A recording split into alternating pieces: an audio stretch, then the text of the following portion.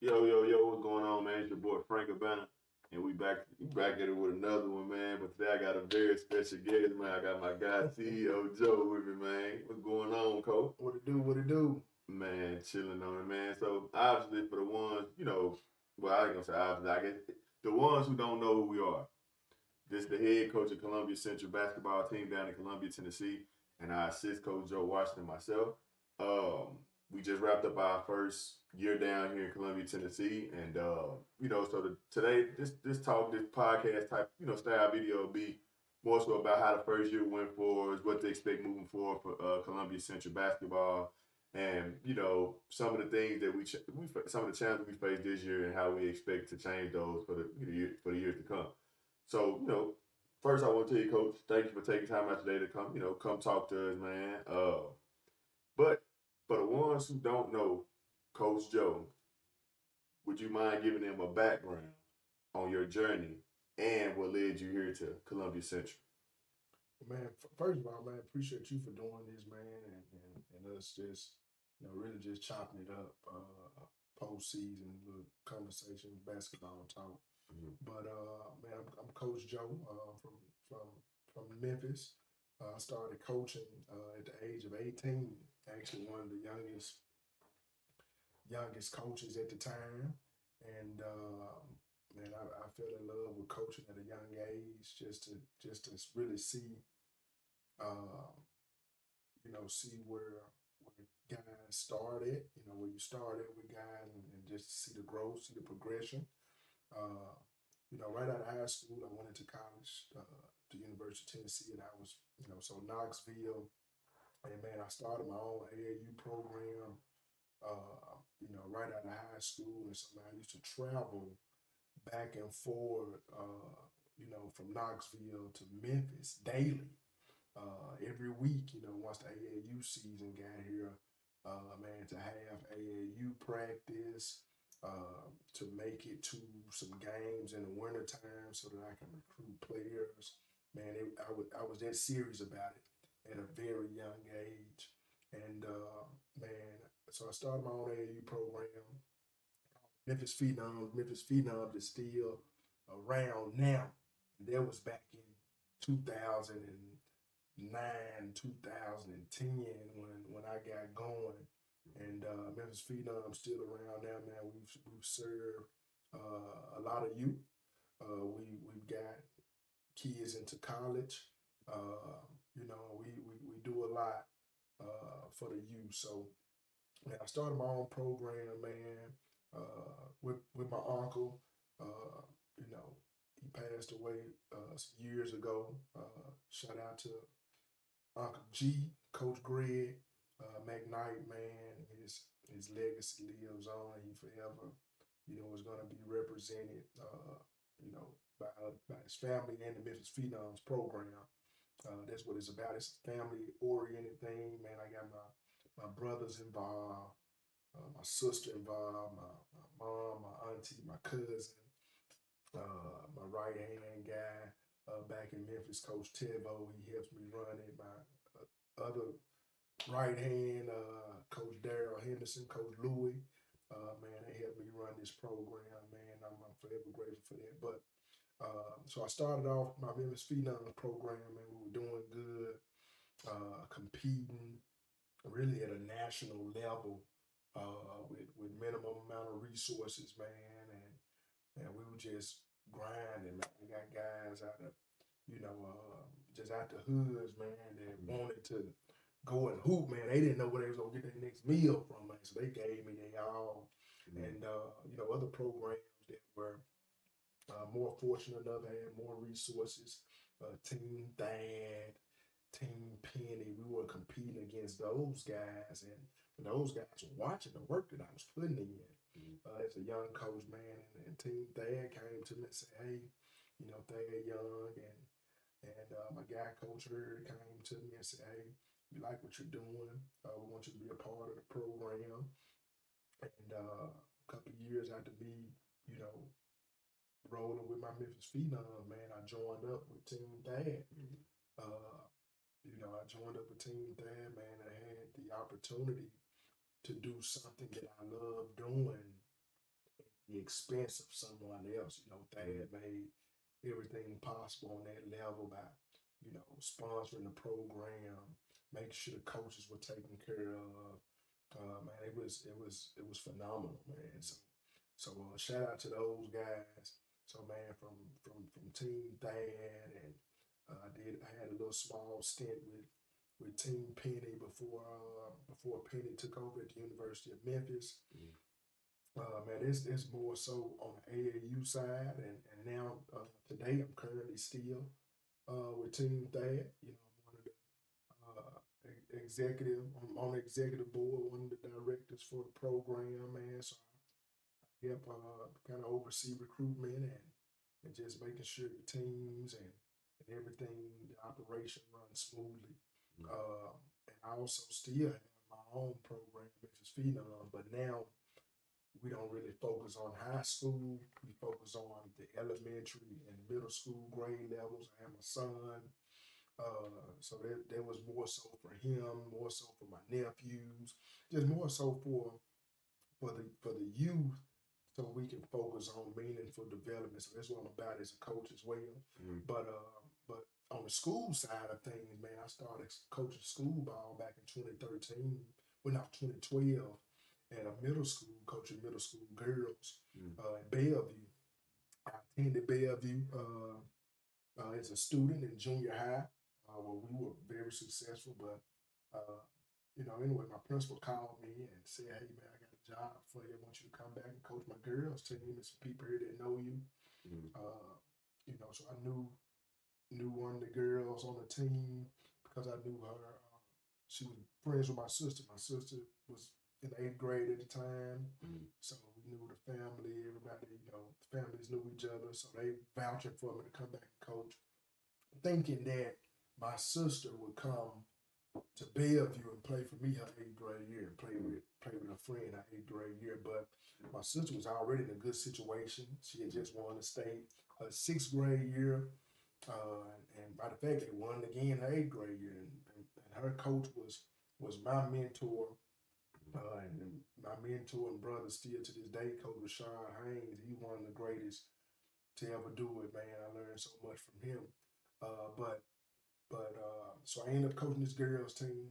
We did good. I had a bunch of girls that never played, a bunch of girls that really didn't understand. They got better. They started taking basketball serious. We did good. Everybody loved it. But the principal ended up saying, "Hey, coach, you need to coach boys."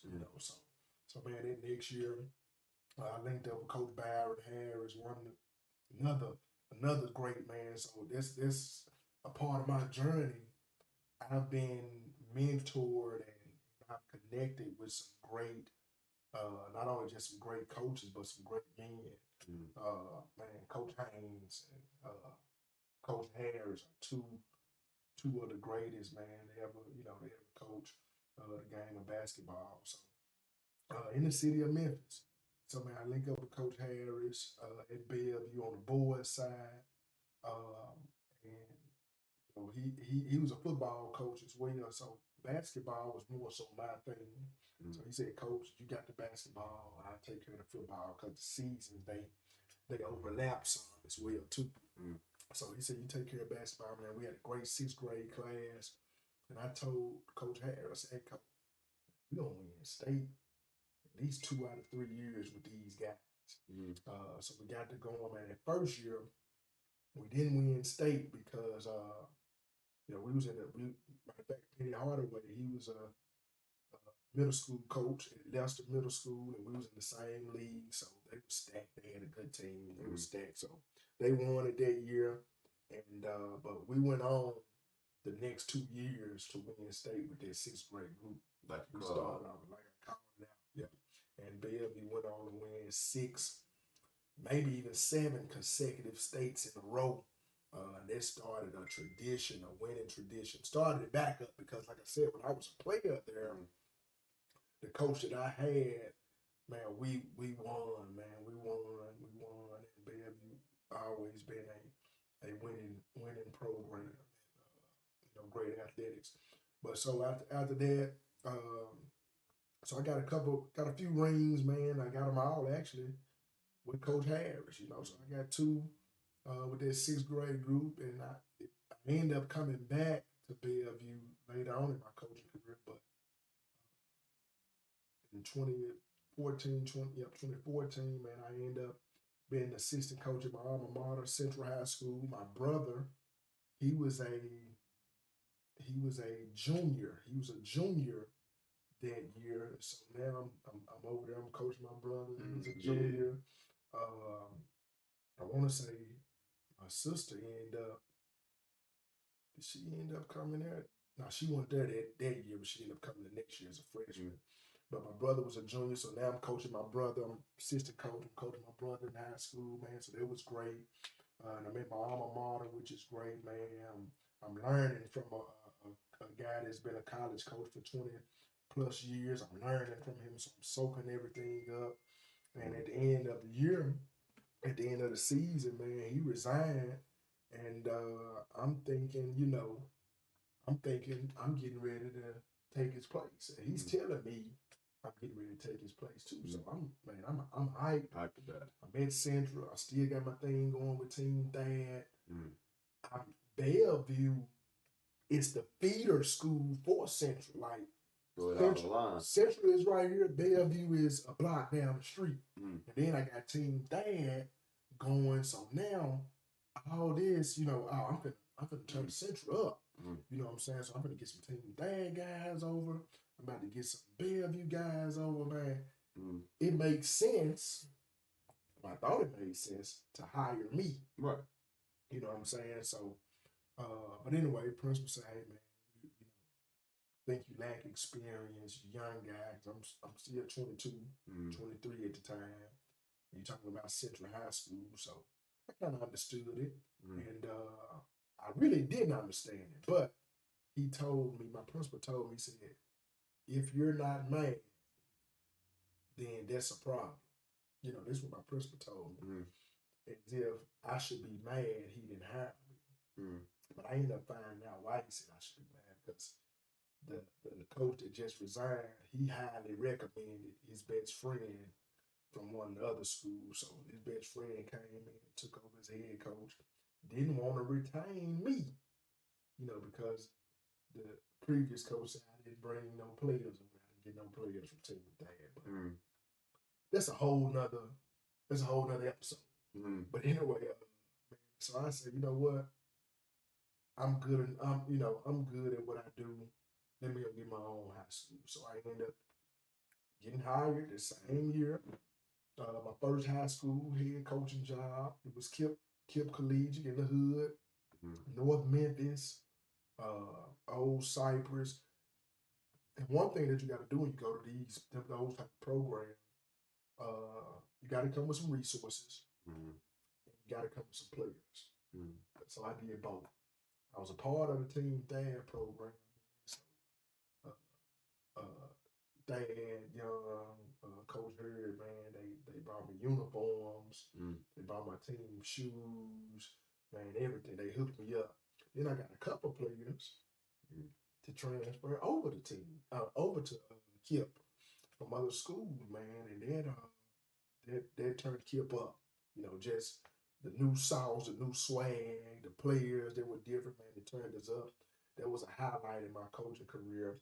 And I was there for 2 years, resurrected the program, revived the program, however you want to put it. And then in 2017, man, I got and I'm gonna back just a little bit, because a lot of coaching jobs that I had, you wouldn't believe it. I was doing more than one. I had more than one coaching job at a time. Which I know that's tough to do. When I was the head coach at Kip, I was the assistant girls coach at Memphis Central.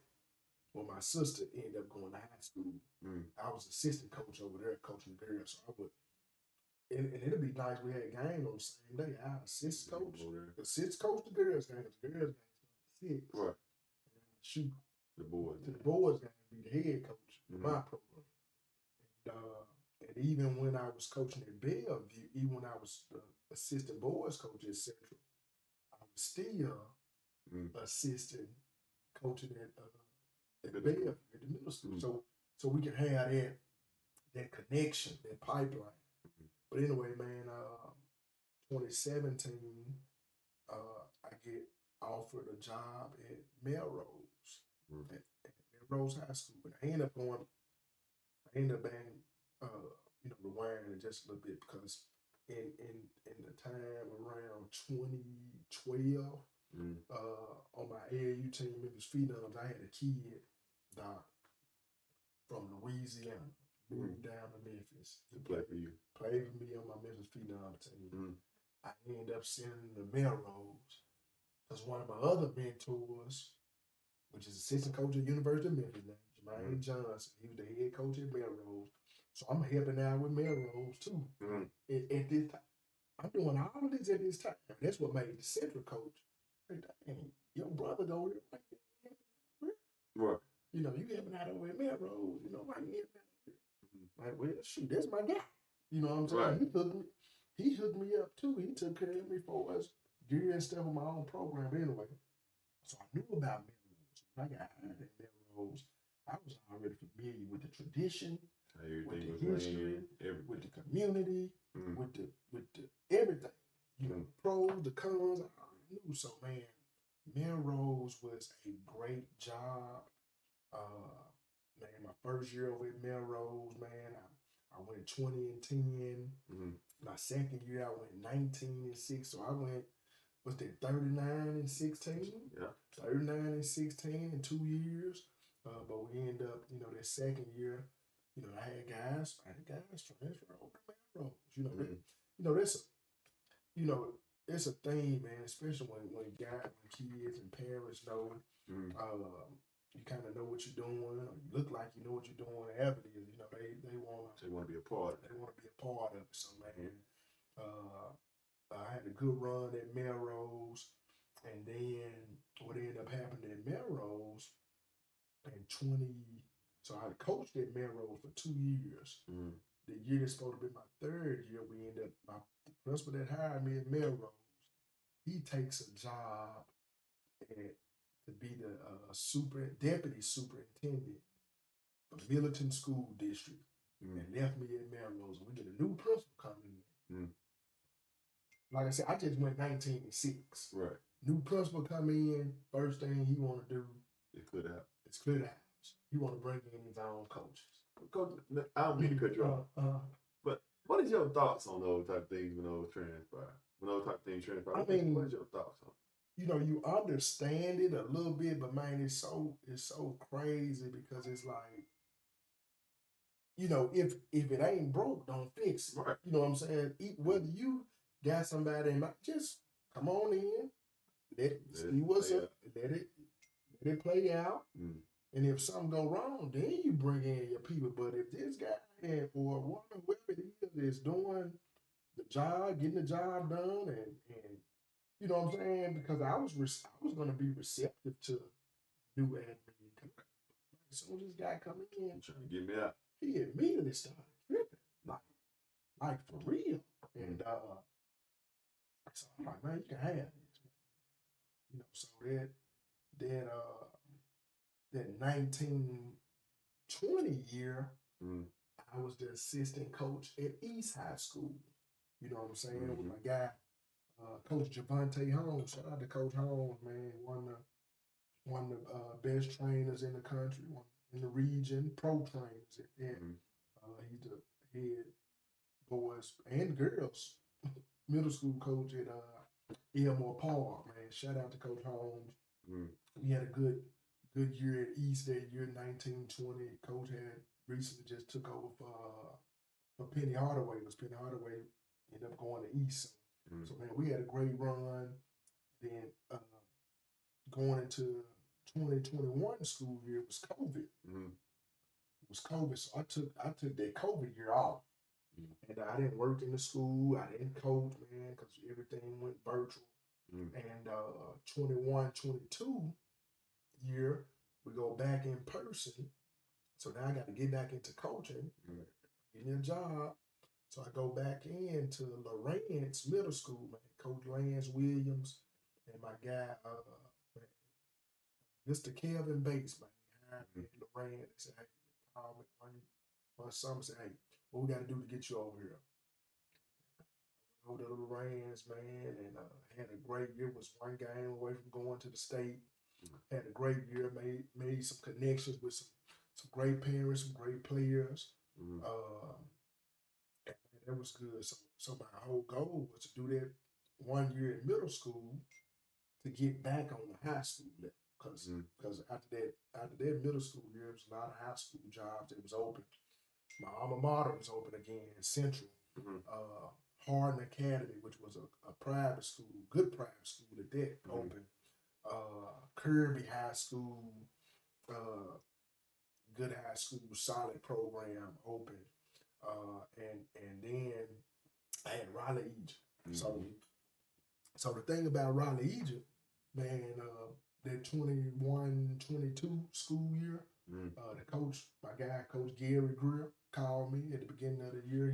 He called me at the beginning of the year in August, and he said, "Hey, keep in mind, the season ain't even started. Starting late October, early November. Right. He said, "Hey, man, I know just getting started with school and da-da-da.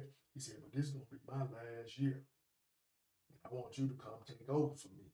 So, thinking in my head, Egypt,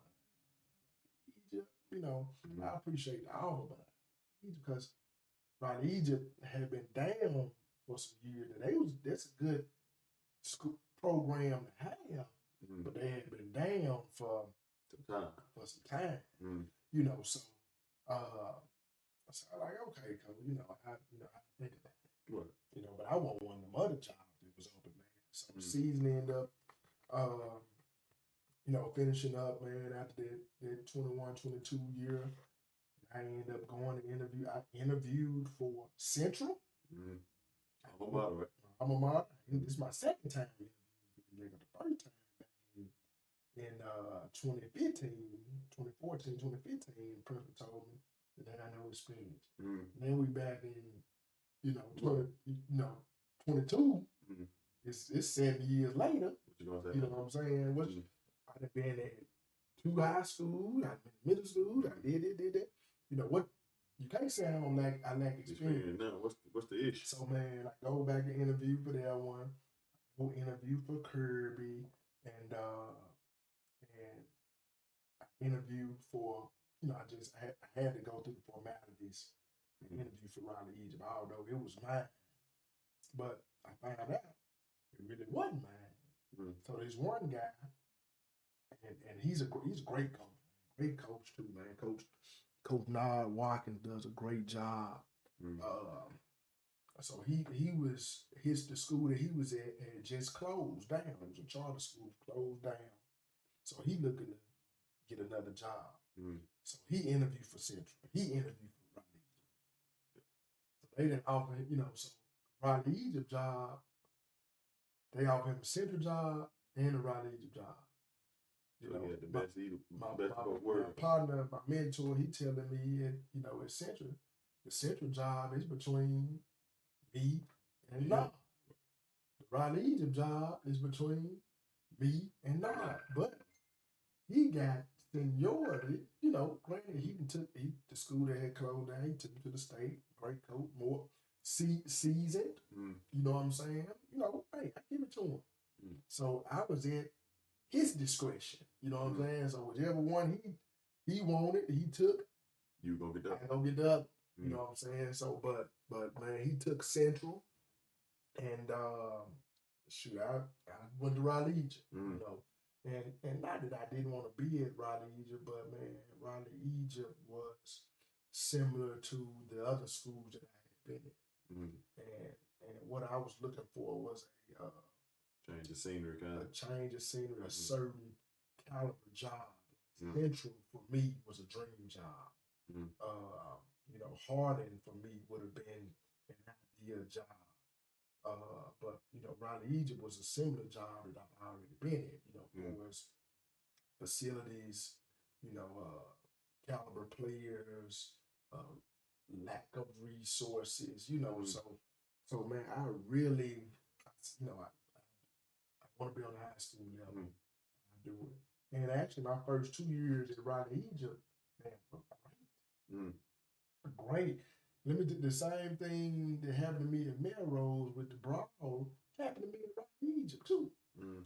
You know, but man, my those years were good, man. My third year, it wasn't as good in terms of wins and losses, but we were freshman heavy. Mm. My best player was a freshman on that team, but all my time in Raleigh, Egypt, man, I was always looking for a better job, you know, Mm. and man, nothing against Raleigh. The administration was fantastic. The staff, the faculty was awesome. You know, the support was there. But man, I wanted a certain type of job. I felt that I had put in the time. Mm. I felt that I put in the work. Man, I wanted the job. So man, I had been applying to some places. I had applied to a few places in Nashville. My first year at Raleigh, I applied to private school in Memphis, and I thought I had the Good thing job. to get. You know what I'm saying? Like, you know, I was the last one to interview. I'm waiting on the contract to come from the AD Mm. and the head of school. So, but you know, that didn't happen, man. So I ended up getting to my third year. Raleigh finished my third year, man, and we just started this. You know, this prep school had just started in Memphis. Mm. You know, operating on the Nike Scholastic, Nike Scholastic level. Mm. And then one of my partners, my good friends, tell me about Columbia Central. Mm. Shout out to my guy, Coach Pete Purnell. And man, he tell me about it. I look into it.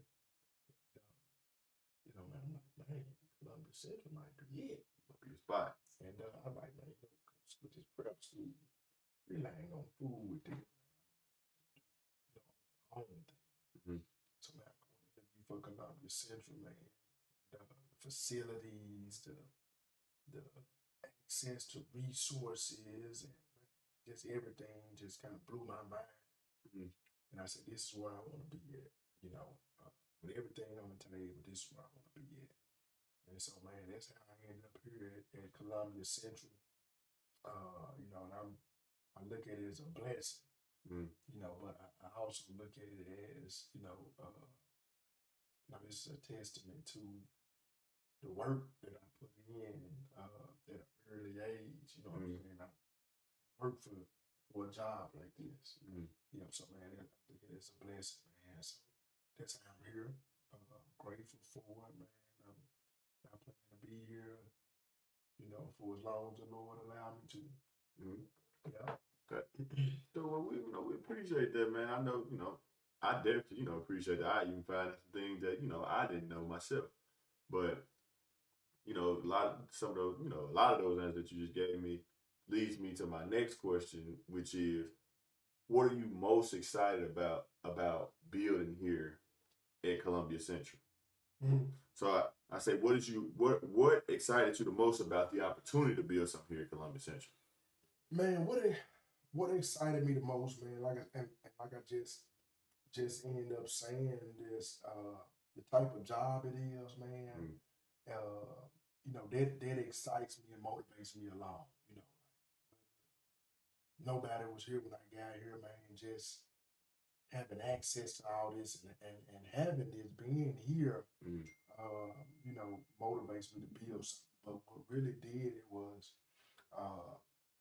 in the summer when I got here, I got hired in mid-May, late May, Mm. and I ended up once I finished off summer leave with Raleigh, Egypt, because I hadn't told them that I was leaving just yet. Mm. I was trying to really get through the summer and Mm. really set my assistant coach up to take the job. Mm.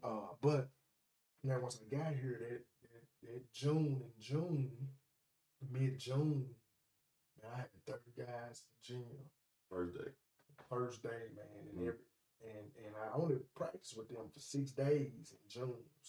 Days in June. I had 30 guys every day, and I can, because I've just recently left Memphis, so I can think back a few weeks before getting here, man, in Memphis for summer practice. I had 3 guys. Mm. It was hard to get 10. You know what I'm saying? Unless we was playing a summer league game, everybody short game. But practice, those guys, man, it was just, the mindset and the mentality. So when I got here, to see these guys in the gym, ready to work, willing to learn, that motivated me even more. You know what I'm saying? For the principal and people, certain people in the community and on the board, man, being supportive of me being here, that motivated me. The just the whole layout motivated me to want to build here at Columbia Central. Okay. Okay. So, and like I said, it's just, I guess everything just, it's like a domino effect. You answer one thing, get knocked down the wall to my next question. Okay. You know what I mean? Yeah. So, when you first arrived here, when you first arrived on campus at Columbia Central, mm-hmm. what were some of the first things you wanted to establish with this program? Well, first thing I wanted to establish, I know everybody would say, hey, it's a new sheriff in town. CEO here is a new sheriff in town. But man, one of the first things I wanted to get done, man, was meet the players, meet everybody who either was returning or interested in playing basketball. I had a nice number, 30 guys. It was nice. So I wanted to immediately go in and establish myself and build a relationship with these guys. I want to build a relationship, man. Allow them to know who I am as a coach and what type of coach I am, and just to kind of get to know them, know their strengths, their weaknesses, their commitment level, understand their mentality and their knowledge and IQ for the game, and then we can kind of build from there.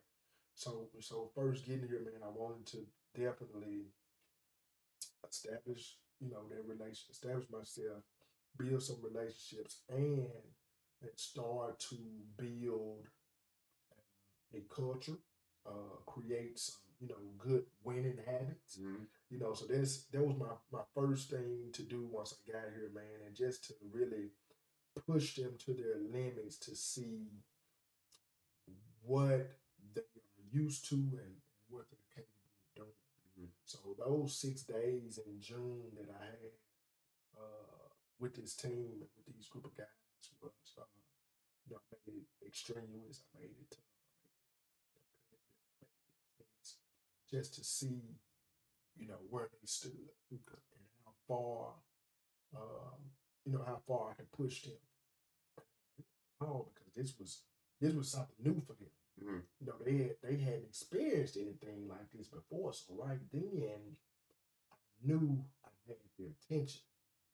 Because now this is something new. You see what I'm saying? So, and this was, and they felt good about it. They liked it. They were excited. Man, you can kind of hear, you can hear the buzz going around at the time. Oh man, we never did this before. Coach, he legit. This, that, and the third. So man, just to know when you hear those things, you automatically know, okay, I'm doing something right. Doing something right, and I got it. That's I got it. They're gonna buy in and commit to this. Believe it or not, kids, they love discipline, they love structure, they love hard work. You know what I'm saying? Because that's in a practice setting and in that type of setting, a competitive setting, it's not boring. You know what I'm saying? To keep them engaged. So in a way, the way practices went and the way it was structured and laid out, and this when you came, but it was just nonstop, constant work. So man, that's what I wanted to establish when I first got here to Columbia, and just really meet the people, meet the community stakeholders, the admin, just kind of see, the people that were supportive of me, the people that really didn't want me here, and just see the involvement of everybody. Yeah, scoping the scene. Scoping the scene. Yes, sir. Okay. So like I said, everything is just like leading me to my next question. I heard you mention in your previous answer that you was doing certain things or putting the players through certain things to see what they was used to see what they're willing to do. Mm-hmm. That leads me to my next question. Now, looking back at the the season now, since we obviously can look at it from a done standpoint. Mm-hmm. Looking at the season, what are some things you notice about this team and the players?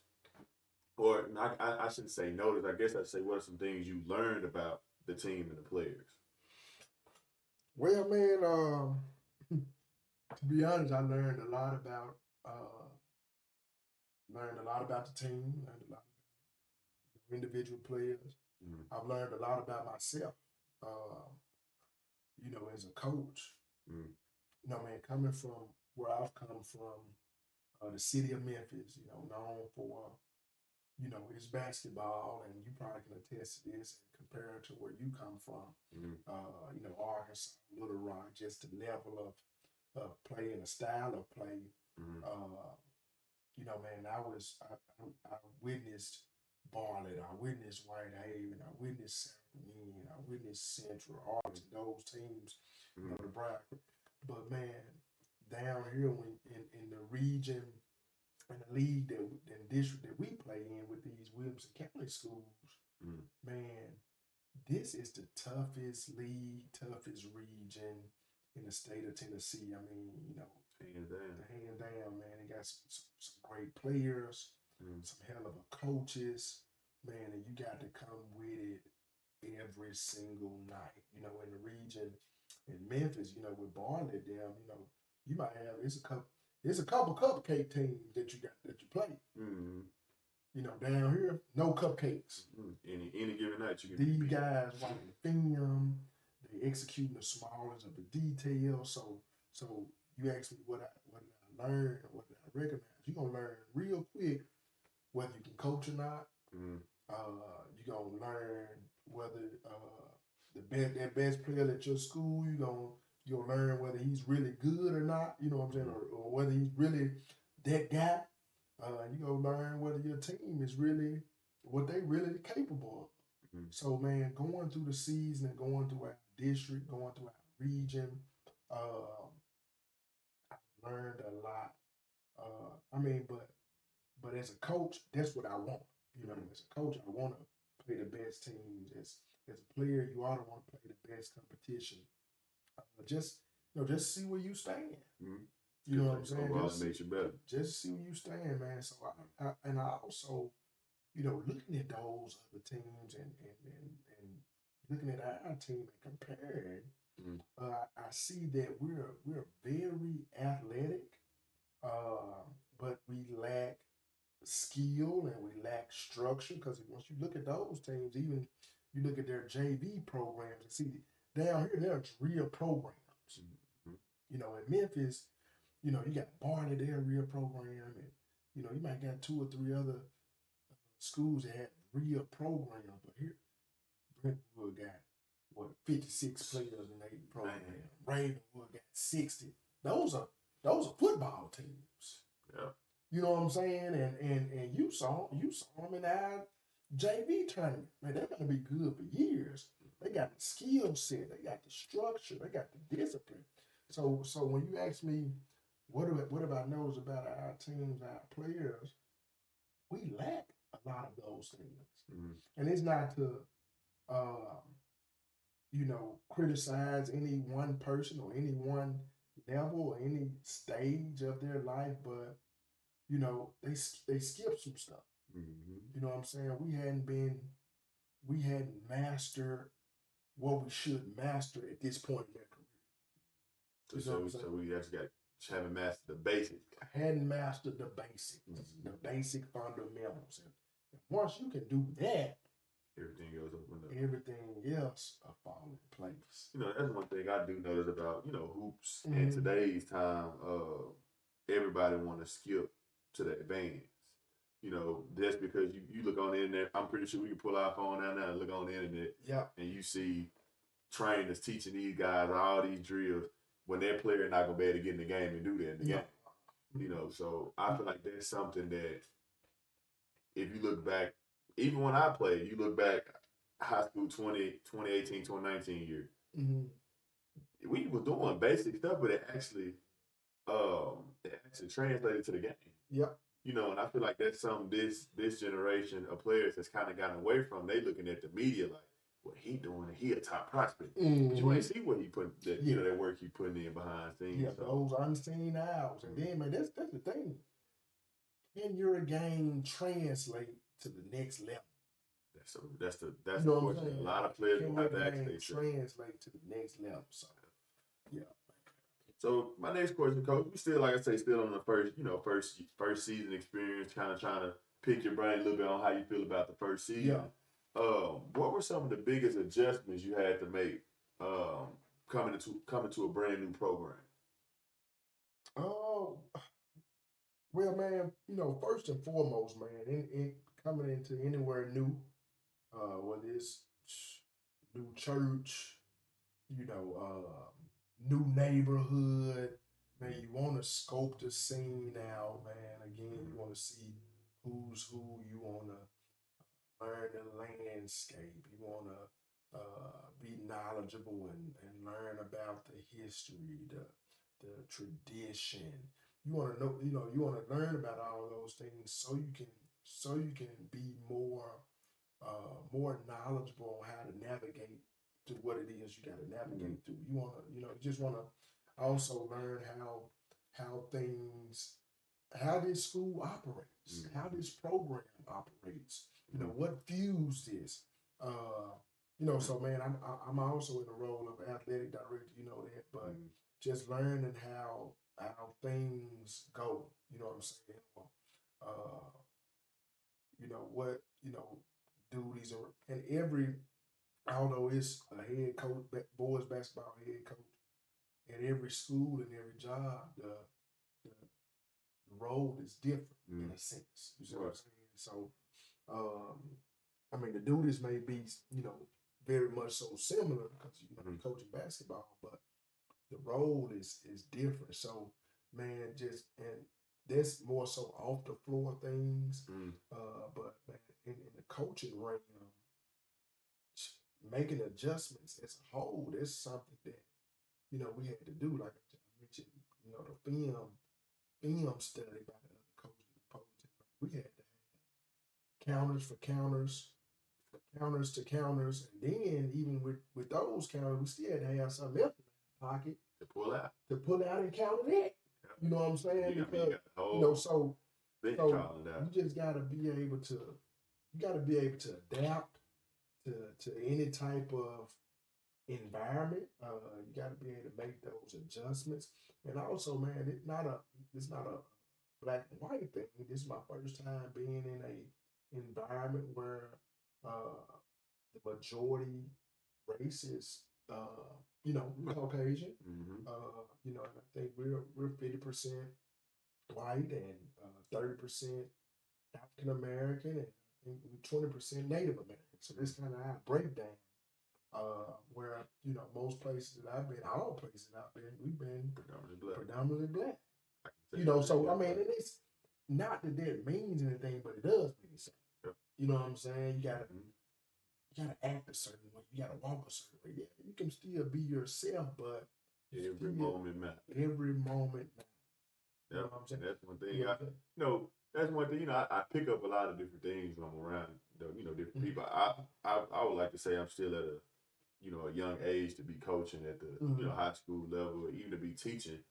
I'm picking up a lot. I got some advice from you. I got some advice from other teachers who've been in the business for a long time, and other coaches who've been in the business for some time. And I will say last time I learned, like, you can't even go to Walmart with just a tank top on and Crocs on, because you never know who you run. You might run into a kid from Little Dribblers camp. You're like, Coach, can I get a picture? You don't want that picture to get stand there like that. So, that's kind of something. I say that's something I learned in college, but especially now having this job, this being my first real job. You gotta be on point.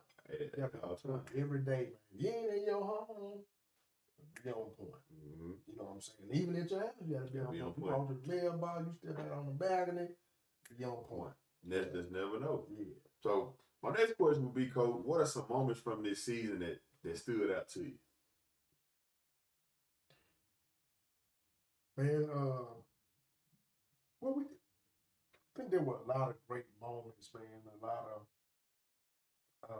moments that you can, highlight, and it doesn't necessarily have anything to do with, um, on the floor, but in terms of on the court, and in terms of on the floor, man, one of the highlights was us getting our first win.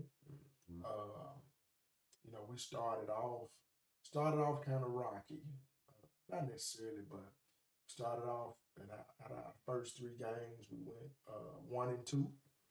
So we started off 0-2, losing to Siegel by one at home, then losing to Blackman. Um, no, it was Siegel and We had Siegel. Who else did we have? We had Siegel. We did play Black. no, it was Black. Yeah, It was Black. Siegel. Then losing. No, it was Ainsworth. We played Ainsworth at It was Ainsworth. Ainsworth. Yep. So we lost to Siegel. Which, not to cut y'all go, but Mhm. not trying to, I mean, yeah.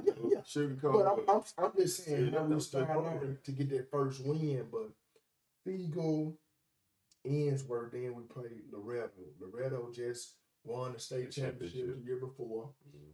They undefeated when they come and play us. They 30 something in 0 because they still coming from last season, from the previous season.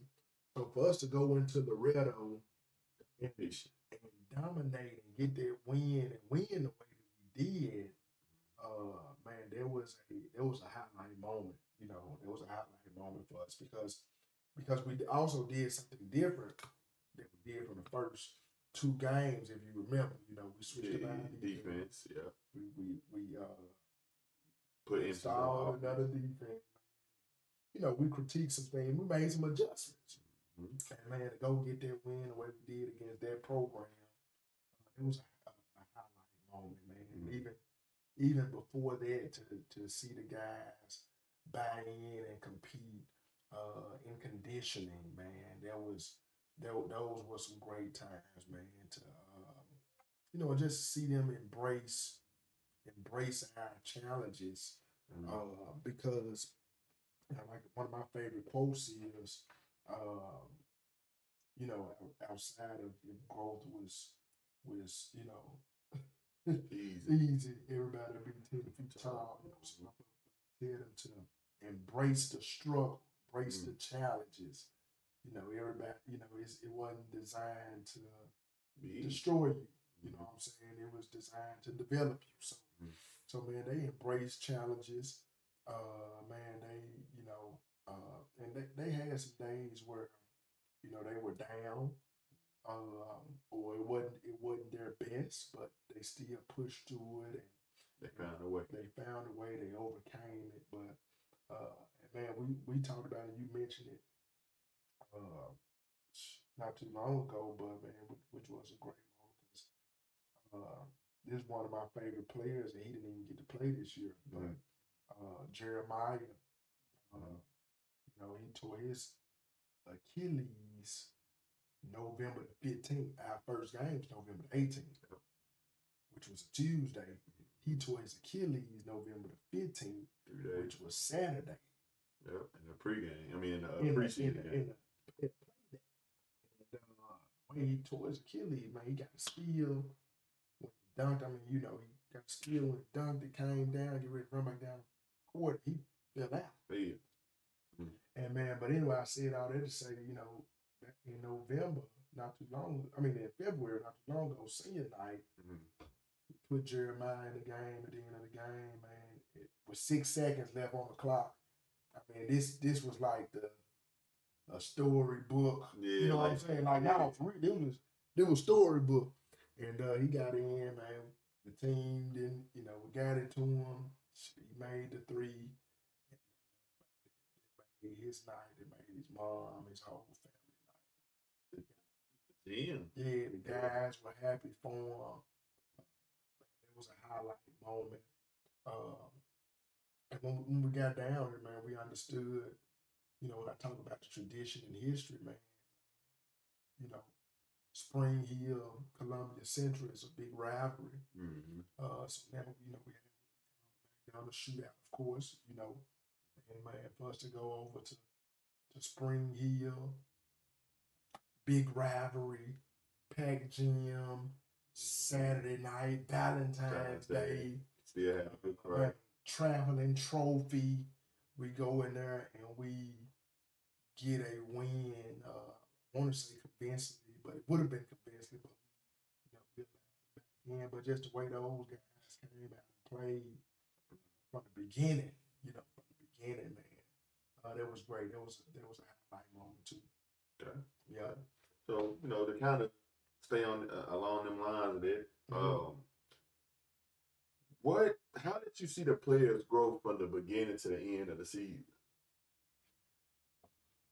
Man, I actually saw a lot of growth, man. Mm. I actually saw a lot of growth, but one example, man, of not just really basketball off the court, Mm. I could use Hey Sean for an example. And I don't know, he still has some little moments where you probably, somebody BS.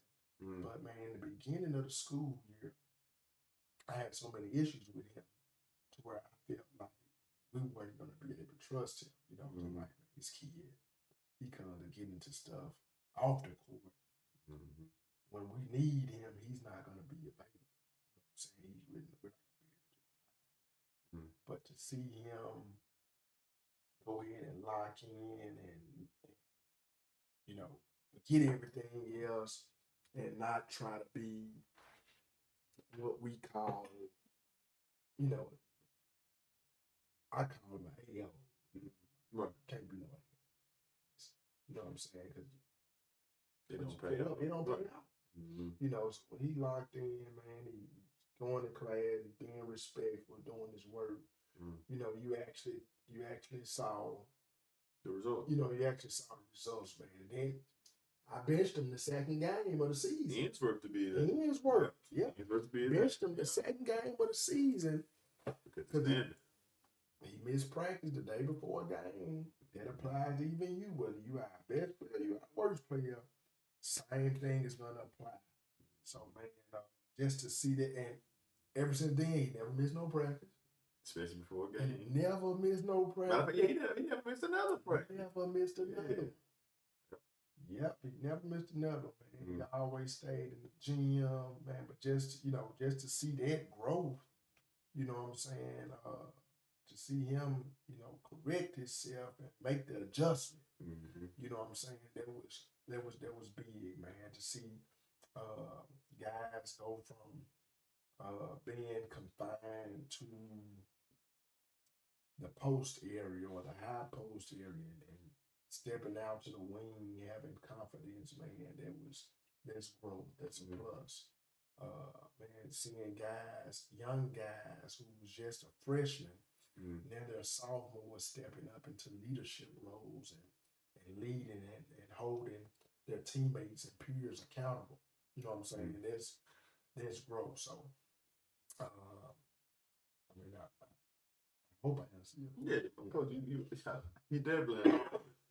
So now we'll kind of change the subject to the culture and the leadership roles here at Columbia Central. Like I said, obviously it was your first year down here in this area at the school. Same for me as well. Coming from a place totally different from Columbia Central or Columbia, Tennessee, to be exactly. Then when you relate to a school, it's two different places, and with it being two different places, leadership styles can often be something that's also different as well. So you got players who might not always be a verbal leader. They might be lead by example. Versus you go back home to Memphis, like you said, that's to me, like I said, New York. Everybody say New York. I think Memphis could be in an argument for being a top place for basketball. You know what I mean? But to get to my question, it says when you talk about building a program, culture is often a part of that. Right. You know what I mean? What kind of culture are you trying to build here at Columbia Central?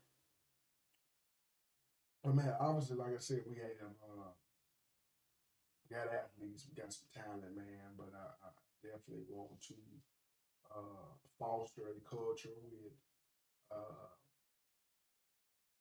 high character guys. accountability, hard work and discipline. I want guys to understand the meaning of hard work and understand the benefits from working hard. Mm. You know what I'm saying? So understand that there's a certain commitment level when it comes to this. Mm. It can't be sometime and you can't be inconsistent when it comes to this because you win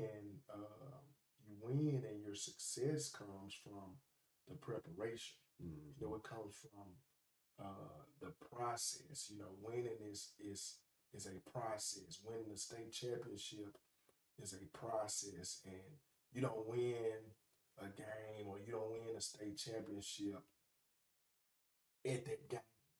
You win it in the the hours, the days, the weeks, the months, the summers that you put into preparing for that. Mm-hmm. You know what I'm saying? So that's the type of culture that I want to build, and for me, that's a championship culture. Right. A championship culture as far as making sure your academics is on point. We have a pass to play policy here. About that. So making sure your academics are on point, making sure you're punctual to school, making sure you're on time to class, making sure you're prepared for class. That's all a part of our. And if you see, one of your teammates not, not applying themselves or not, following or meeting a standard or meeting expectation, then you're holding them accountable. And that's that accountability piece is a big part of the culture. Discipline is a big part of the culture. You know what I'm saying? So that's the type of culture that I'm trying to build, along with raising respectful young men to be independent and to be model citizens. Not having to depend on mom, or not having to depend on dad or coach, and they're able to go. And I'm an economics teacher, so when I'm teaching economics, economics is all about making choices, right? In the economy. Yep. So man, just teaching them about the choices that they make and different things like this. Man, that's the culture that I'm building and we're building here in Columbia Central. Yeah. Okay. So, like I said, still on the same topic of culture and leadership. Mm-hmm. What quality do you want people to think of when they think about Columbia Central? When they think about Columbia Central or the basketball program? Columbia Central. So when they think about Columbia Central, I guess you say the basketball program too. Yeah. When they think about Columbia Central basketball program, well, I mean, when you think about Columbia Central as a whole, man, I want you to think. We have this motto or mantra, that we said, starting the school year off. It was on the back. There is no place like Central. So number one, I want you to think, man, this is the best high school in the country. This is the best high school in the state of Tennessee. This is the best high school in Middle Tennessee. And there's no place like Central. That hit home for me. Because now I'm here and I talked about where I come from. Just there is no place like Central for me. So there's no place that I've been is like Central. And but the qualities, man. We have great admin, great teachers. But I want you to look at our basketball program and see the structure, see the discipline, see the leadership styles and qualities, and the leaders that we have. And that our young men are. We lead by example. I want you to hold them to higher standards. Because that's what we're teaching them. We're making them understand that they are not like everyone else. They're not like the average student. It's a privilege. You know what I'm saying? Because this is a privilege. So there are going to be higher expectations. You Mm-hmm. know, there are certain things you're not going to be able to do. You know what I'm saying? Mm-hmm. Because you have more to lose. You know what I'm saying? So, and like we say, to whom much is given, much is required. Yep. So it's a privilege to put on this uniform. It's a privilege to play for this program. You know, so you're gonna be required to do a little bit more. Yep. And it's also like I said, to attest to that, coach, it's a privilege to do all those things. And if you feel any pressure from that, it's a privilege to be pressured. Yeah, You know what I mean? it's a Just privilege like to be pressured. just Yeah. to be pressured. So you feel some type of way about, oh man, why you on me like that? You know, why is the teacher worried about me? Right. Well, she obviously, which is a good thing for us, because it's like now she's starting to catch on to it. Like, well, I see what coach them doing with this young man. I'm holding him up here, no matter if he come in down here. If this, I feel like that's a huge thing. And like you said earlier, man, it takes everybody to buy in. So once everybody do that, and you get teachers doing that, once you get the players to understand that, now they see, well, I ain't got no escape. That's the key thing in today's time. Everybody look for an outlet. Everybody look for an outlet. So which way can I get out of here? If my coach gonna hold me to it, maybe I can go down the street to the rec center. Ain't nobody in there gonna tell me not to play this way, so I can play this way. That's your outlet. But when you ain't got no outlet, who you gonna run to? Who you gonna run to? So I feel like that's coach. I definitely agree with that. My next question, coach, it goes, still in the same category, still in the same section on culture and leadership. How important is leadership from the players in shaping the direction of the program? From the players, how important is leadership? I mean, it's very important, man, especially for the guys who has set themselves apart from the others based on their skill level, based on their talent level. So when we talk, man, we tell the guys all the time. We tell the guys all the time. We're gonna be good because we're coaches led. You know some stuff. I know some stuff, and we can put them in position to be successful. We're gonna make sure this and make sure that. But when we're players led, take it to another level. It's gonna take us to another level because now we don't have to police everything. We don't have to call this or say that. The players are holding each other accountable. The players understand what it is that we're trying to do and what it is that we're looking for. So they're able to initiate this without being a robot. And take ownership of this without being robots. You know what I'm saying? Without being programmed. So man, it's very important, for players to be leaders and leadership to come from the players because now when you look at our program and Central is not just an average school. Right. There's a lot that goes on in Central. There's a lot that Central is involved with the community. So now, when you're looking for some youth or someone young, you can turn to these guys because they're our future leaders. They're displaying great leadership qualities. You know what I'm saying? So you can call on them. They're gonna be responsible. That they're reliable and they're gonna get out here and represent Central High School the right way. They're gonna represent this basketball program the right way. Yeah, and that what you're saying, that just made me think about something I believe you all did last week. You all went over to the middle school and read to them. Yeah. Like even things is like to them it may be just gotta go read to the kids. Those kids might remember that for the rest of their life. And that means something to them. And then you got the head. It's easy for head coach to send one of his coach, go over here and do this. But for the head coach to be there, that's even to you. That's they may be starstruck. Yeah, that's Coach Joe. That's Coach Joe Washington from Columbia Central. I can't wait to get over there. So just things as small as that, I feel like definitely has a huge impact on the culture. And even to the players want to even be, okay, I want to be like Coach Joe. If guys look up to Coach Joe like that, I want to be like him. So your leadership, style is trickling down on the players. Right. Yeah. So my next question would be, this is the last question that in this, still on the that'll be on the culture and leadership spectrum. But My last question: what are some lessons you try to teach the players beyond basketball? It's a great question, man, because there are a lot of lessons that goes beyond basketball, but there are a lot of lessons that we teach using basketball because man, sports, athletics, basketball itself can relate to life in so many different ways and on so many different levels. So it's easy for us to connect the two. Yep. And it's easy for us to teach one about the other using basketball. Using basketball.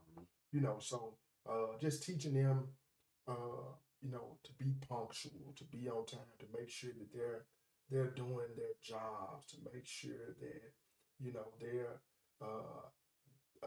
they're being held accountable for their actions. And this is not just a sports thing. This is in life. You know what I'm saying? I said on time, not on time to practice, on time to work. You know what I'm saying? On time to pay your bills. You know what I'm saying? And when you're not, that you got to be held accountable.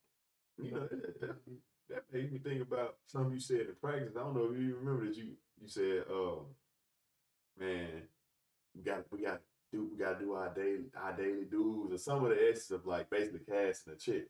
Yeah, you know what I mean, like cash a daily check. Letting the guys know how I took it was you let them know like, hey, this is your job. Like you got to be calculating everything you do. So when you come in here, you clock in the gym. When you step between these lines, can't nobody say this is your job. So if you do something wrong, you can possibly lose, especially on the college level. You look at it on the college level. Yeah. NBA level, especially. If you don't perform how you supposed to 2-3 games, you have to know. So you right now you got the benefit of being in high school. Like, okay, coach might just bench you, but if you really looking to make this a job or take it to the next level, like you said, this goes far beyond just basketball. Okay, what if basketball don't work? Yeah. Lord forbid you have a season or career-ending injury. Right. Now you got to take it to the real work world. Now you got to apply some of those things you learn in basketball to the work world. I can get out to bed. I got to be at work at, like you say, being early, being on time. Yeah. I got to be at work at 7. I might, if I keep being late by 2-3 minutes, I might need to get out of bed 30 minutes early. Or same thing with the gym. You say, hey, practice is at 2. Practice starts at 2:45. That don't mean get here at 2:45. That means it starts at 2:45. Having players in the gym at 2:15 stretched and ready to go by 2:45. Is a huge thing. So, yeah. But so what kind of shift the narrative to your coaching philosophy? And I know you kind of talked on it, in the beginning when we first, started. You kind of talked on your coach philosophy. So I won't ask you to describe it.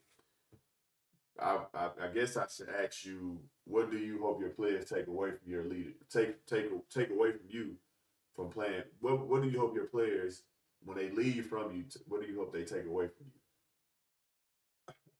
Well, man, it's a lot of stuff that hopefully have a lasting impact on their lives, and they able to take a lot away from playing for me, for playing for us, man. Because we preach a lot.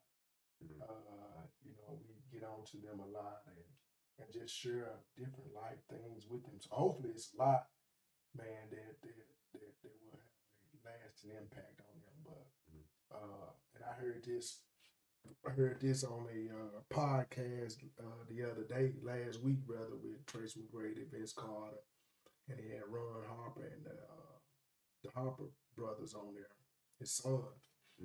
And they asked him about what's something that you learned that you can take from playing with Michael Jordan. Michael Jordan is the GOAT. He's the GOAT. So.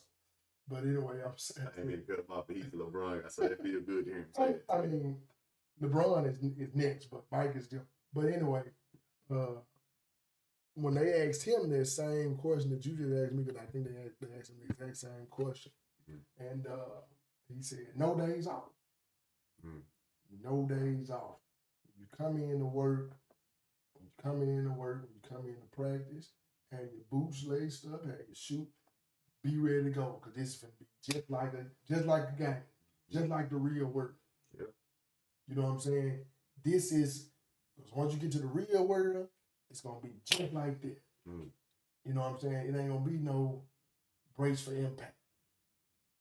Coming You right know, at you. it's coming right at you. So make sure, and it goes back to what I was saying about the preparation. Mm. You don't just, you know what I'm saying? You got to. It's a lot of things you got to prepare for. You can't just show up and say, "Hey, I'm ready." Mm. You know what I'm saying? So this one of the things that, it's another one of the things I hope that the preparation, the process, none is gonna come easy, not gonna come quick, it's not gonna be instant. There's a process that you have to uh, be consistent, be repetitive, and you know what I'm saying? Like Mm. create good habits. So I want them to take those things, uh, from you. Okay. Yeah. Okay. So, I like that, Coach. Mm-hmm. My next question, still on the, like I said, still on coaching philosophy Okay. section. My next question is, what does a successful season look like to you outside of wins and losses? Side of wins and losses. I thought success was only judged by wins I mean, Coach. no, but man, nah, serious no, man. A lot of people do try to judge you and judge your success based off your win and loss record, man. But that's far from what success is. Mm. I, I think you can go 10 and 15 and have some success. But it just depends on your definition of success. Everybody's definition of success is different based on their goals and what it is they're trying to get out of what they're doing. You know what I'm saying? So, man, I base success off a few different things, and that's overachieving, underachieving, Mm. or doing the best you can with what you have. Mm. So when you look at our season, you see uh, you have guys that lack varsity level experience. Mm. You have guys that lack skill, that lack structure. You have guys that don't have don't know what it takes to be a winner. So would you put that exactly into that? Was just said. Would you put that into the mental category? What? Don't know what it takes. Um, Because we always said. I know you definitely always said. The game is yeah, 85% mental. yeah. 15% skill. You can work on skill, but you ain't got the mentality. Mm-hmm. So that's. I didn't mean to cut you off, but I just wanted to No, ask you. you're right, man. But nah, man. It does. It kind of go into mental, but I thought you was gonna ask me, would they go into overachieving Mm. or doing the best you can with what you have? And I don't. I'm not the type of coach to throw my players under the bus. But reality and just being realistic. I definitely think we did the best we can with what we had. Mm. And for me, and I'm not a moral victory type of guy. Mm. But I knew your first year anywhere, if you don't bring no players, you know what I'm saying. But if you don't have no players, it's gonna be challenging. You know what I'm saying. So it's more so of a culture building type of year. Mm. So I definitely feel we did the best we can with what we had, and that was successful. Mm. I think it was successful because we definitely got better from game number one to the last game. Mm. We definitely uh, gained a year of experience. So we got better in that manner. We definitely was able to uh, compete against the best and see where we stand and evaluate ourselves a little bit more. So that gets us better. So I definitely think it was successful despite we had more losses than we had wins. Mm. Yeah. Yeah. So kind of, shifting now to I guess the future, looking ahead. Mm-hmm. Now that you've got the, first year out the way, you got that under your belt, Mm-hmm. that like I guess like how would you now that you had the full year, you had a full year to evaluate, you know, the school, the scenery, and everything. Well, I know it hadn't been a full year, but since you almost had a full year to kind of evaluate everything, what areas of the program are you very excited to continue building Well, man, I'm excited to continue building on, excuse me, on? on the development. Mm-hmm. Because that's somewhere we lack. I said, skill, but development, Mm-hmm. structure, skill.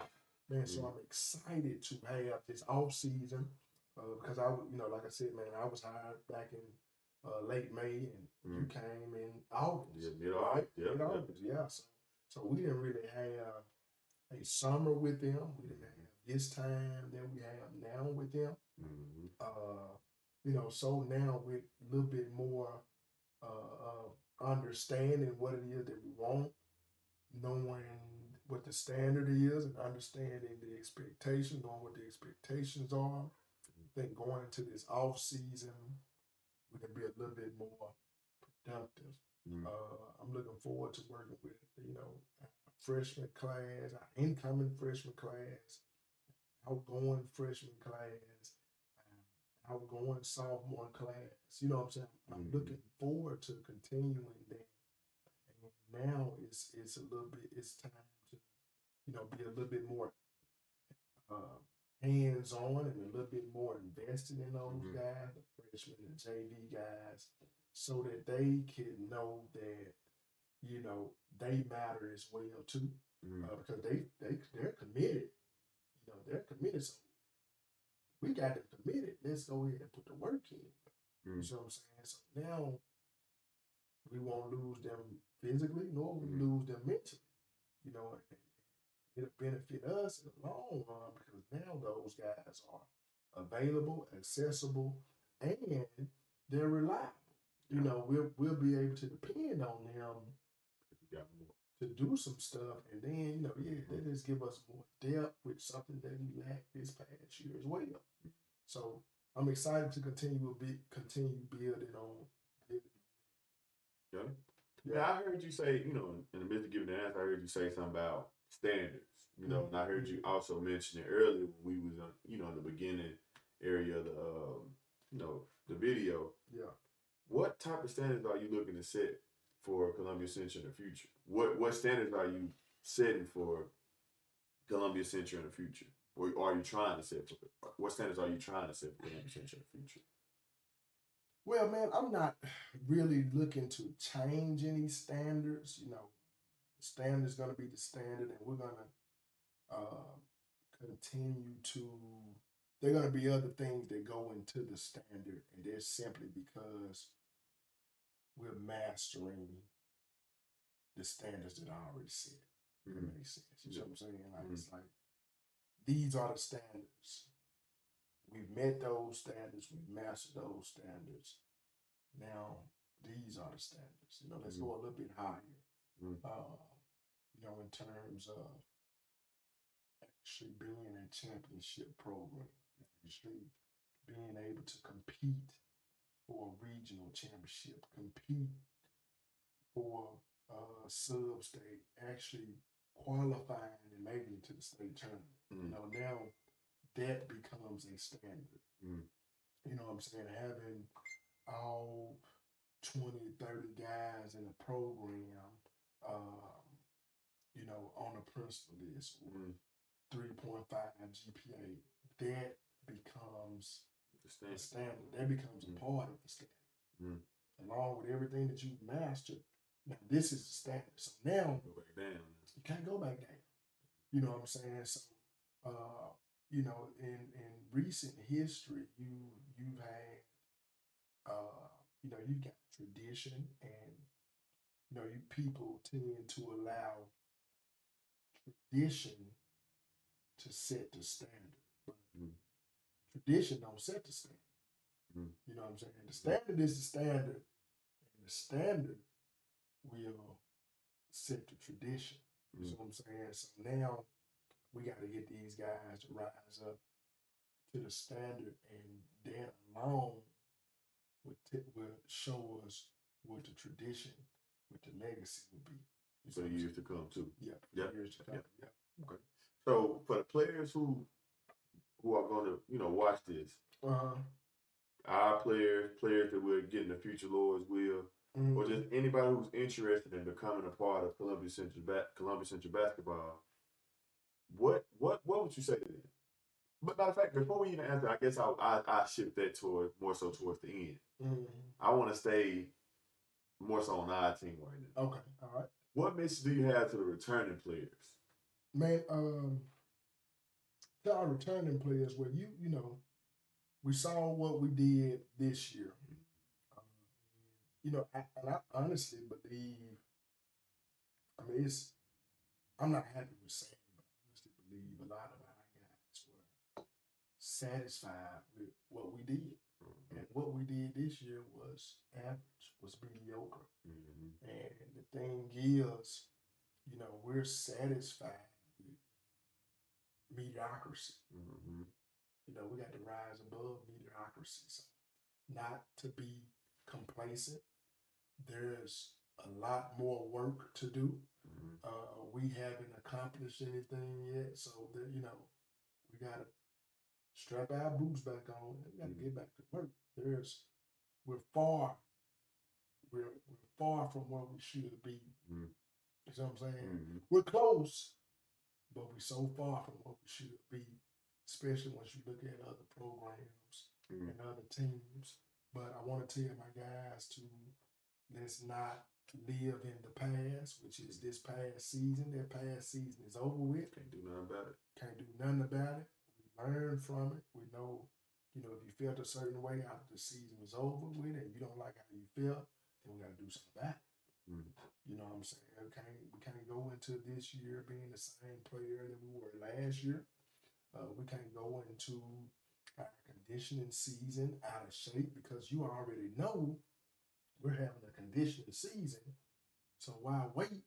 Go ahead and start now. So that way when we do, you in shape. Kind of like the coach philosophy.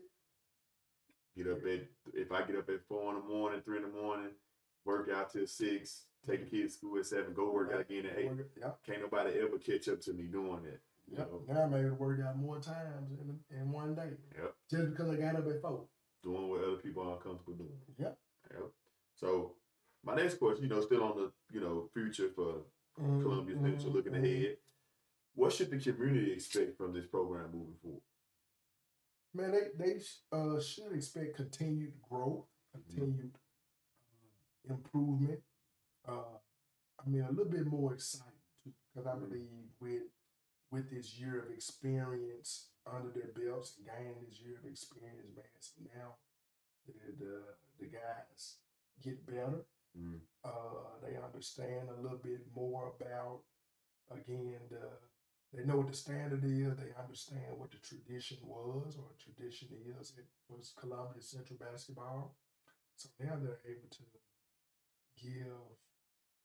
give the fans, give the students, you know, what they come to see. You know, so man, they should expect in terms of wins and losses, more wins this upcoming year than losses. They should be able to expect us to compete for a regional championship. You know, really an outright district championship. Yeah. So, you know, I'm hoping that, you know, they continue to be supportive. You know, because the kids they definitely want to see that. They definitely need this support. So I think knowing that the community is behind. Yeah. So now we're gonna kind of shift more so to, I guess I'd say, a personal reflection. Okay. All right. So for you personally, what has this first year meant to you as a coach?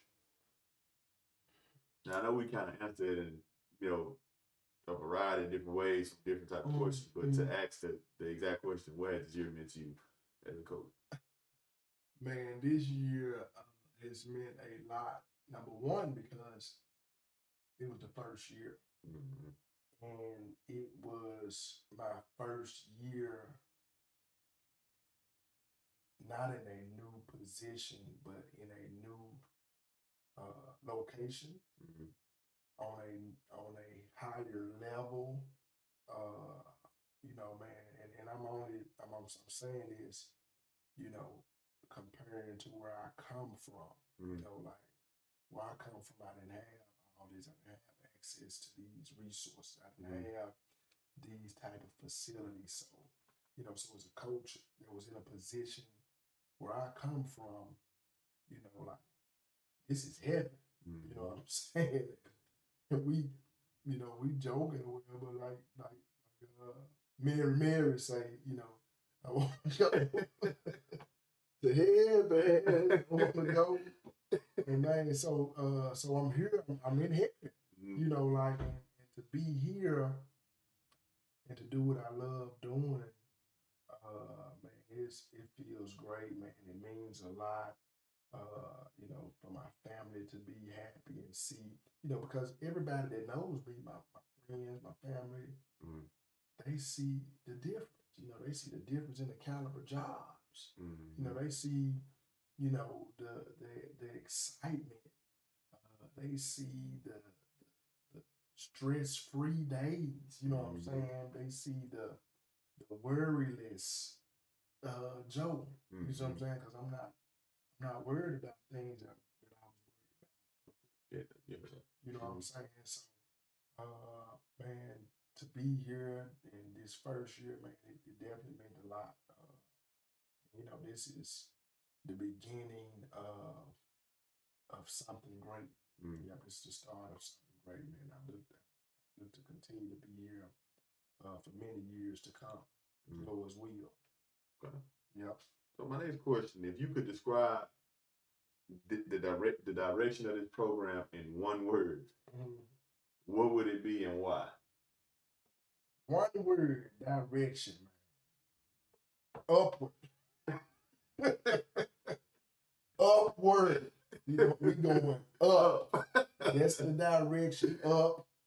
New heights. Elevation. Man, however, man, rising, we going up. I definitely think we trending in the right direction.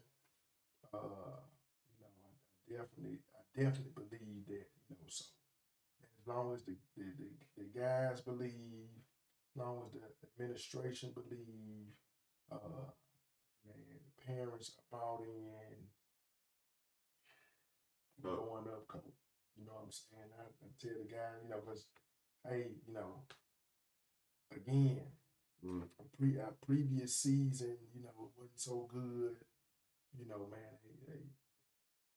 in terms of win and loss, this year wasn't good. So, man, we started at the bottom.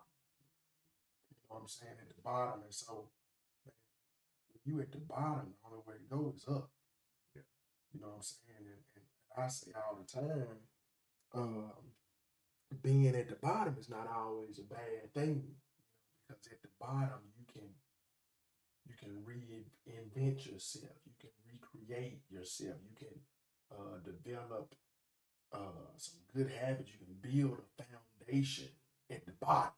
Now that's a good place to be. You can start over from scratch at the bottom. You learn enough to make new mistakes at the bottom and not do the same thing again. So being at the bottom, man, only way to go is up. That's the saying, coach. They say, um, rock bottom can teach you lessons that mountain high can't. Man, you said it, and that's what it just made me think about. We got. I'm pretty sure you can agree. We got a lot of lessons from this season. Cole, you just said, what did you say? Rock bottom can teach you lessons that mountain high can't. That mountain high. We got to put that on the shirt. We're gonna put that on the shirt, Cole. We put that on the shirt. For real. Y'all still our ideas, man. For real. That's real. So now, like I said, we kind of closing off from that, the personal reflection. Guess Mm-hmm. we'll go more so into, the closing. All right. Okay. So if you got a young player watching this right now in hopes of being a part of this program one day, what would you say? What would you want them to know about Columbia Central basketball? First of all, let me back up because I said it earlier, but there's no place like Central, and that's real. There's no place like Central. But what I would want them to know is, man, we play a. This is not trying to persuade anybody or entice anybody, so this is not no recruiting. I'm just telling you about Columbia Central High School and Columbia Central basketball. I'm sharing this with you. We play a very competitive schedule in reference to our region, our district, as well as non-league. We have some great rivalries where, our home gym, even on the road, all our games are packed. When it comes to gear, uniforms, we have great gear, exclusive uniforms. Our resources are unlimited. We have access to unlimited resources. I mean, hey, I'm just being truthful now. We working on. We have a group that's establishing our NIL collectives and different things like that for our athletes here at Central. Because now athletes, name, image, likeness, that's big now. So those are some things we're doing. We travel, and we work hard. There's structure, there's organization. You have some player coaches. We allow our guys to play free in somewhat of a wide open style that players love to play and people love to come see. And outside of that, along with that, I've established my own network of college coaches. Coach Frank has a great network of college coaches. We're connected to the AAU world. Even if guys want to go overseas or look to play professional ball, we have some connections for that as well. But even these young guys, hey man, freshmen play, sophomores play. It don't matter what grade you're in, as long as you come in and put in the work. Uh, that's what matters. And, guys that are looking for a home or looking for a new home, definitely make sure you consider Columbia Central High School. We have a great principal, number one. Great teachers. Man, our environment is fun. It's safe. It's conducive for learning. And there's nothing that we want that we can't have. And that's school wise, athletic wise. There's nothing that we want. There's nothing that we need that we can't get, that we can't have. People that are willing to invest and make things happen. So definitely, definitely, Columbia Central. We're in a great area, a great part of Tennessee. We're right in the middle of Tennessee. We got Nashville that's 30 to 40 minutes away. We got Murfreesboro that's 40 minutes away. We got Memphis a few hours away, man. We're right here. We're in a good spot. Some good basketball. And yeah, definitely there's no place like Central. And I second everything Coach said. Yes, sir. I stamped that. Stamp. CEO approved, man. Yes, sir. So, my next question, Coach. What's one thing you hope people say about this team when they watch us play? Man, those guys are legit. I definitely want people to understand and say, man, that team is real. They cheating. We just we just that efficient. You know, what we're doing is so effective. Our guys are this and that. But I want you to be able to look and say, hey, that's an elite team. That's an elite play. That's a D1 guy. That's the standard. That's the state. He's a pro. That kid is a pro right there. You know what I'm saying? That's what I want people to coach. Coach got these boys rocking. That's the Columbia Central I know. You know what I'm saying? So that's what I want people to say when they see our team. That's in terms of basketball, but when off the floor, that's a well respectful young man. That's a well mannered young man. You know what I'm saying? Like that man got some good home training. He got some sense. He's smart. I would allow that young man to date my daughter. That's how well put together. And when you say something like that, man, it's been college coach recruiting some players of mine in the past. And the college coach asked me, he said, Coach, would you let him date your daughter?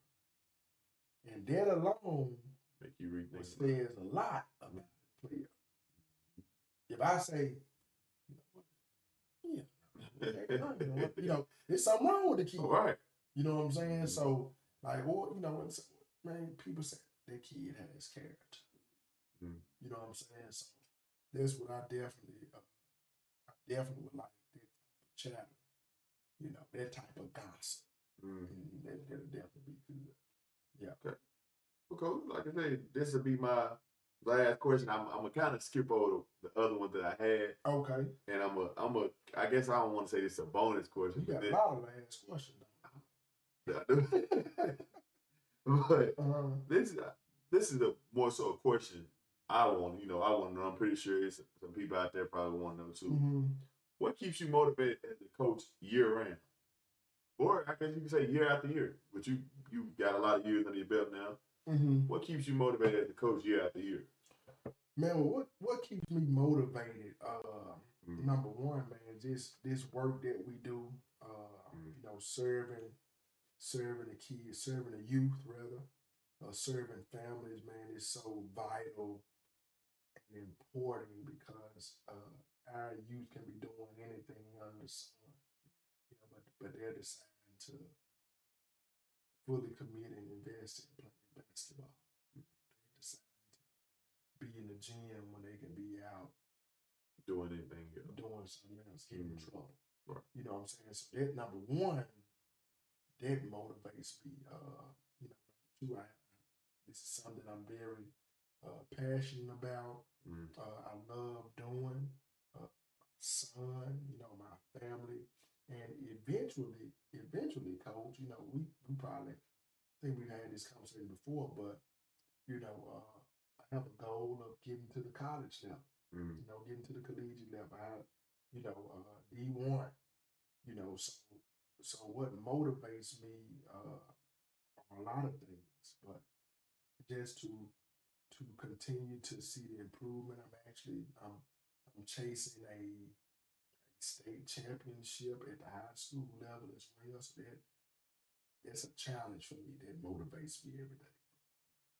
You know, my passion wakes me up in the morning, keeps me going, and just just to get these kids better and hopefully to hear their name called and they're able to walk across the stage. That's motivation for them to go to school for free. And I flip through the TV and continue to see players that I've coached or players that come from my program, you know, at the SEC tournament, the ACC tournament, you know, making ESPN. That's motivation. Yeah. That's real, Coach, man. That's real. Well, Coach, like I said, man, I just want to take time out, man, and say I appreciate you for, coming out, taking the time to come sit down and talk with me and talk with us, for the ones when they see this video. I'm pretty sure, they'll be happy to hear this great conversation that was had. Yes. To everyone watching or who's going to watch, I thank you for, tuning in to the channel, and I hope you all stay connected with Columbia Central Basketball as we look to do something very special here, for the years to come. But other than that, like I said, it's your boy Frank Havana and CEO. And man, we checking out, man. We'll see y'all again on the next one. Yes, Thank sir. y'all once again. Yeah.